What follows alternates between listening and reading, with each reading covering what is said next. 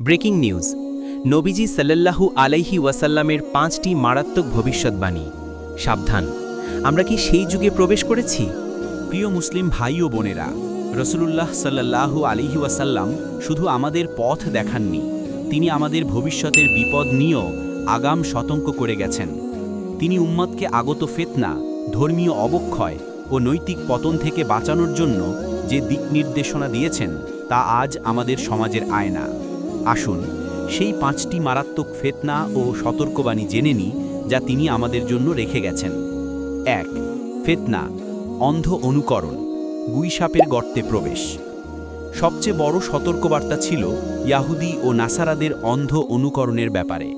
আমরা নিজেদের ইসলামী সংস্কৃতি, ঐতিহ্য ও মূল্যবোধ ভুলে গিয়ে আজ পশ্চিমা সমাজের পথভ্রষ্টতাকে অনুসরণ করছি। হযরত আবু সাঈদ খুদরি রাদিয়াল্লাহু তাআলা থেকে বর্ণিত, রাসূলুল্লাহ সাল্লাল্লাহু আলাইহি ওয়াসাল্লাম বলেছেন, নিঃসন্দেহে এমন হবে, তোমরা পূর্ববর্তী উম্মতগুলোর পদাঙ্ক অনুসরণ করবে। এমনকি তারা যদি গুইসাপের গর্তে প্রবেশ করার চেষ্টা করে থাকে, তাহলে এক্ষেত্রেও তোমরা তাদের অনুসরণ করবে। জিজ্ঞাসা করা হলো, ইয়া রাসূলুল্লাহ, এর দ্বারা কি ইহুদি ও নাসারার উদ্দেশ্য? তিনি বললেন, তাহলে আর কারা? বুখারী ও মুসলিম। আমাদের জন্য বার্তা, চোখ বন্ধ করে অনুসরণ বন্ধ করুন। ফ্যাশন, সংস্কৃতি, জীবনধারা সব ক্ষেত্রে পথভ্রষ্ট জাতিদের অনুকরণ আমাদের দিন ও ঈমানকে ক্ষয়ের মুখে ঠেলে দিচ্ছে। এটা শুধু ভবিষ্যৎবাণী নয়, এটা শক্ত সতর্কবাণী। 2. ফিতনা, অথর্বদের রাজত্ব ও বিশ্বাসঘাতকতা, চুক্তি ভেঙে যাচ্ছে। নবীজি এমন এক সময়ের কথা বলেছেন যখন আমানতদারি ও বিশ্বস্ততা উঠে যাবে আর সমাজে কেবল অযোগ্য ও সারবস্তুহীন মানুষের ভিড় থাকবে।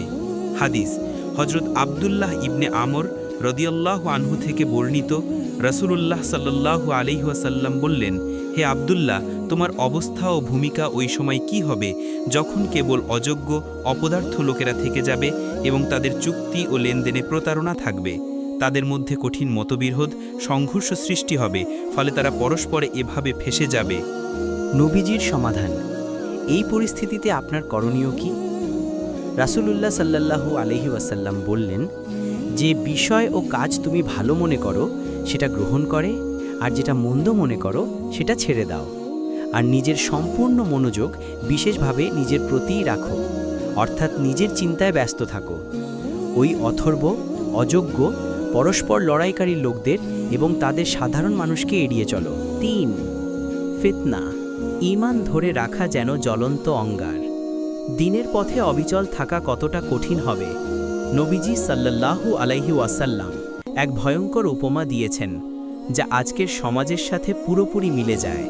হযরত আনাস রাদিয়াল্লাহু আনহু থেকে বর্ণিত, রাসূলুল্লাহ সাল্লাল্লাহু আলাইহি ওয়াসাল্লাম বলেছেন, মানুষের উপর এমন এক সময় আসবে, ধৈর্য ও দৃঢ়তার সাথে দিনের উপর প্রতিষ্ঠিত ব্যক্তি ওই ব্যক্তির ন্যায় হবে যে হাতে জ্বলন্ত অঙ্গার ধারণ করে আছে। তিরমিজি। কঠিনতম পরীক্ষা, চারদিকে পাপ ও আল্লাহের নাফরমানি এত প্রবল হবে যে হারাম জিনিস পরিহার করে শরীয়তের উপর আমল করা হবে জ্বলন্ত কয়লা হাতে ধরে রাখার মতো।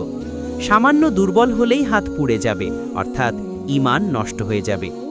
এই কঠিন সময়ে ধৈর্য ও দৃঢ়তাই মুমিনের একমাত্র অস্ত্র। 4. ফিতনা, দিন বাঁচাতে একাকিত্ব, পাহাড়ের চূড়ায় আশ্রয়। ফিতনার ভয়াবহতা যখন এমন সীমায় পৌঁছাবে তখন জনবসতিগুলোর ঈমান রক্ষা করা প্রায় অসম্ভব হয়ে পড়বে।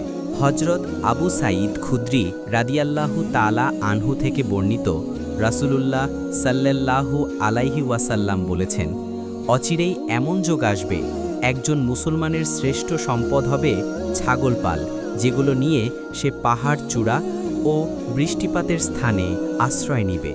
সে দিন রক্ষার জন্য এভাবে ফিতনা থেকে পালাবে। বুখারী শরীফ। শান্তির খোঁজে, এই হাদিস সেই মুমিনকে প্রশংসা করেছে যিনি তার দিন ও ঈমানকে বাঁচানোর জন্য লোকালয়ের সমস্ত ফিতনা থেকে দূরে সরে গিয়ে একাকী জীবন বেছে নেন। এই যুগে নিজের দিনকে বাঁচিয়ে রাখাই সবচেয়ে বড় সফলতা। 5. ফিতনা, আমলের গুরুত্বের পরিবর্তন, দশমাংশেই মুক্তি। নবীজি তার পবিত্র যুগ এবং ভবিষ্যতের ফিতনার যুগের মধ্যে আমলের মূল্যায়নে পার্থক্য তুলে ধরেছেন। হজরত আবু হুরায়রা রাদিয়াল্লাহু তাআলা আনহু থেকে বর্ণিত, রাসূলুল্লাহ সাল্লাল্লাহু আলাইহি ওয়াসাল্লাম বলেছেন, তোমরা বর্তমানে এমন এক যুগে রয়েছ, তোমাদের কেউ যদি এই সময় আল্লাহর বিধানের বড় অংশের উপর আমল করে আর কেবল 1/10 উপর আমল ছেড়ে দেয়, তাহলে সে ধ্বংস হয়ে যাবে। পরবর্তীতে এমন এক যুগ আসবে, তখন যে ব্যক্তি আল্লাহর বিধানাবলীর 1/10 উপর আমল করবে, সে মুক্তি পেয়ে যাবে। তিরমিজি। আপনার সুযোগ। নবীজির যুগে আমল করা সহজ ছিল, তাই সামান্য ত্রুটিও ছিল মারাত্মক। কিন্তু ফিতনার যুগে দ্বীনের পথে টিকে থাকা এত কঠিন হবে যে আল্লাহর বিধানের অল্প পরিমাণ আমলও যদি দৃঢ়তার সাথে করা যায়, তবেই আল্লাহর রহমতে মুক্তি লাভ করা যাবে। এখানে 10 বলতে অল্প পরিমাণকে বোঝানো হয়েছে। আপনার প্রতি আহ্বান। এই হাদিসগুলো শুধু অতীতের কথা নয়, এগুলো আমাদের বর্তমান সমাজের প্রতিচ্ছবি। আমরা সেই কঠিন ফিতনার যুগেই আছি। এখনই সময়।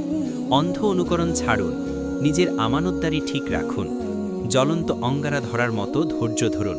এই গুরুত্বপূর্ণ বার্তাটি শেয়ার করে অন্যদেরও সতর্ক করুন। আপনি কি আপনার দিন বাঁচাতে প্রস্তুত? ভিডিওটি ভালো লাগলে অবশ্যই আমাদের চ্যানেলকে সাবস্ক্রাইব করুন।